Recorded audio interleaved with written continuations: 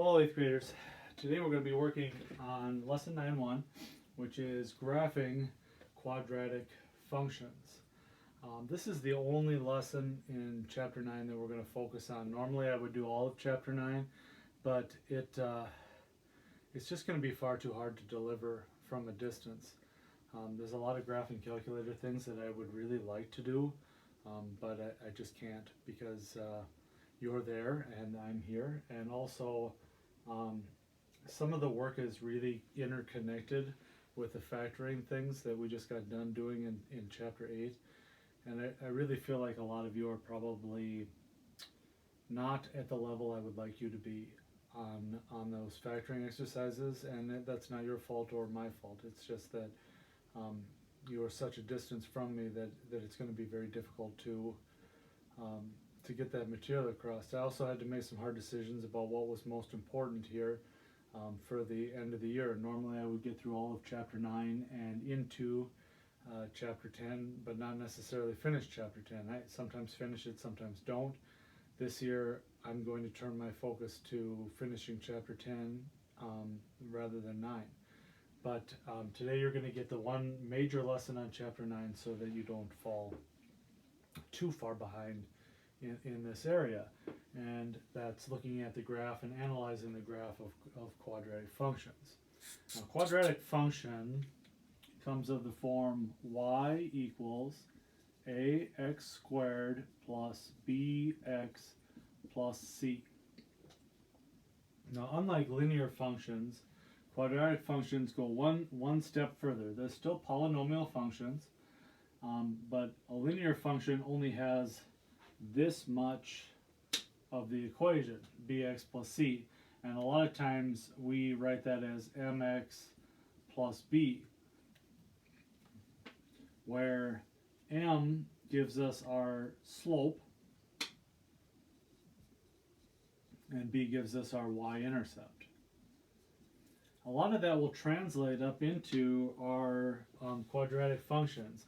B does have some bearing on the slope of our quadratic functions, but quadratic functions look much different, so the slope of them looks much different. And C is in fact still our y-intercept, which is an important point when it comes to quadratic functions.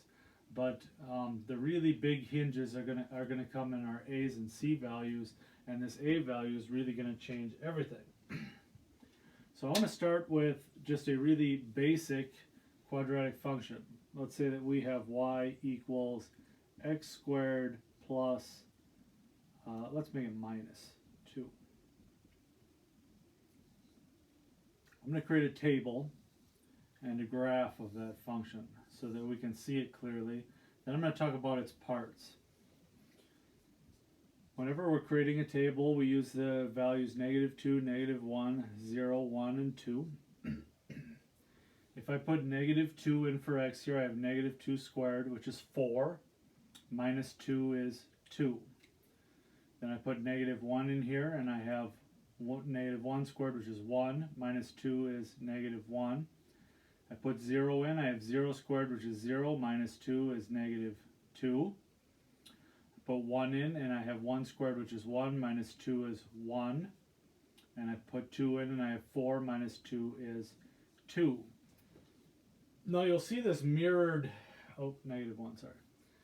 You'll see this mirrored effect in our quadratic functions around this middle value.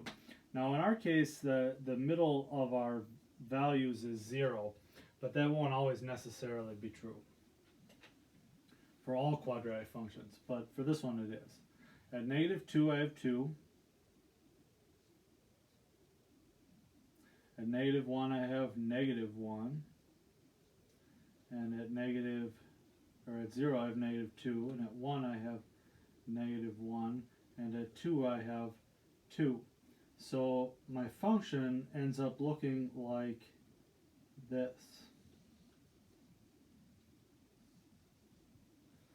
Quadratic functions create a picture that kind of looks like a U.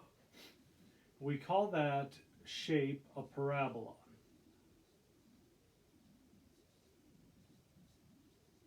Now it's very important to understand that parabolas are the shape created and quadratic is the name of the function.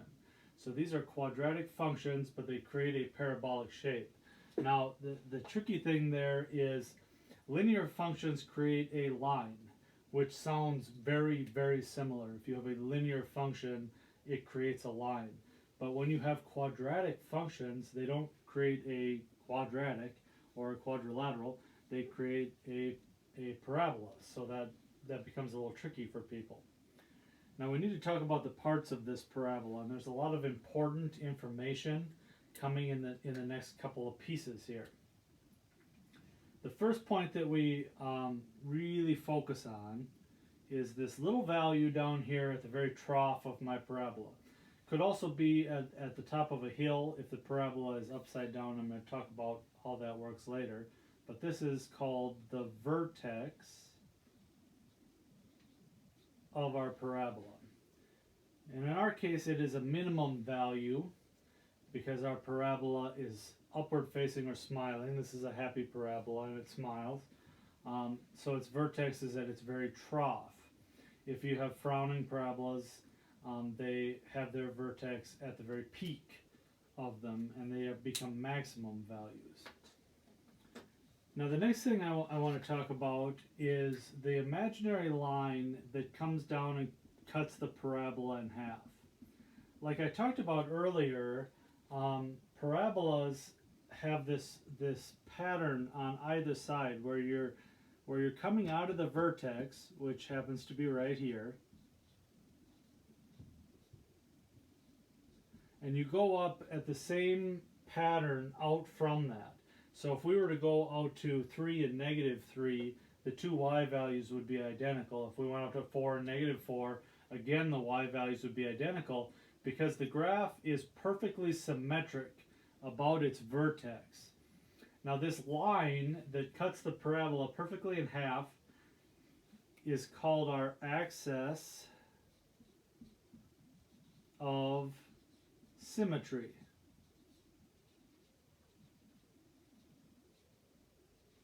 Because that's the line at which the parabola is perfectly symmetric.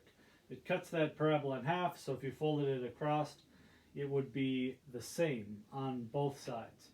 Parabolas have bilateral symmetry. In other words, if you cut them down a line, they are symmetric across each other. Now there are other types of symmetry, like radial symmetry, where they're symmetric all the way around, or there's several, but this has bilateral symmetry down the axis of symmetry, right there.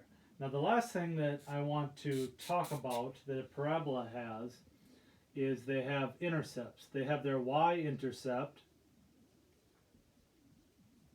and then they have their x-intercepts.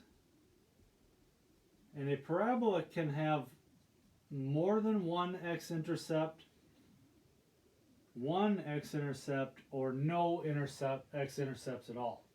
So parabolas are kind of interesting that way. Sometimes you will have a parabola like the one we have here that crosses the x-axis at two places. Sometimes you have a parabola that only crosses the x-axis at one place, right on its vertex. And sometimes you have a parabola that won't cross the x-axis at all. It'll sit up in here. Now, it will cross the y-axis at some point in time, no matter what. But sometimes parabolas can cross the x-axis 2 times, 1 time, or no times at all. Those x-intercepts have another name when we're talking about parabolas and other polynomials. We often call them zeros. Or sometimes they will call them roots, which are basically the same thing. Roots and zeros are those points where we cross the x-axis. They all are terms for x-intercepts.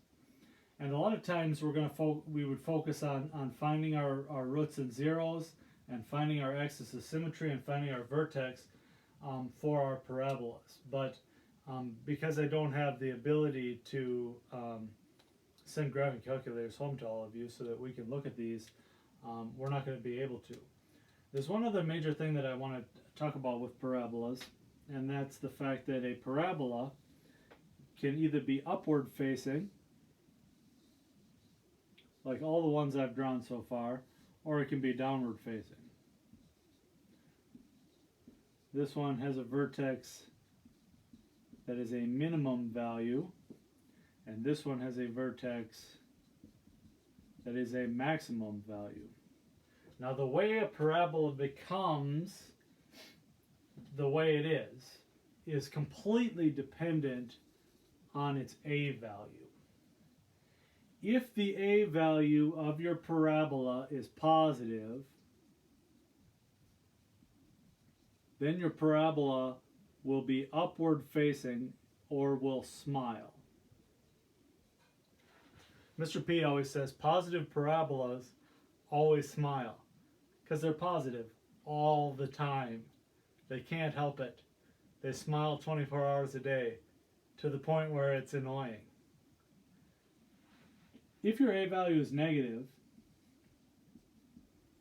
then your parabolas always frown or face downward. So negative parabolas have negative a values, and they walk around like Mr. Magoo all the time, frowning all the time. If you have a positive a value, your parabola will be upward facing, it will smile. If you have a negative a value, your parabola will frown, it'll be downward facing. Your c value is still your y-intercept. That is where you will cross the x or the y-axis. Now, your c value is not always connected to your vertex. In the problem I did, the c value and the vertex were one and the same. But in all problems, that is not the case. So don't walk into that trap and think that your c value is always interconnected with your vertex, because it's not. Very often, you'll have a parabola where its y-intercept is in one place and its vertex is in a totally different place. So it's important that you understand the difference between the two. Alright, that's what I have to talk about for lesson 9.1 today. As homework today, there's going to be a quiz open along with this video. And so I need you to go through the book and answer the questions on the quiz. The homework page from the book is page 566. And so there may be some references to that page in your book on the quiz. There'll definitely be some references to that page in the book on your quiz. So make sure you pay attention to the homework page that comes from the book for your quiz.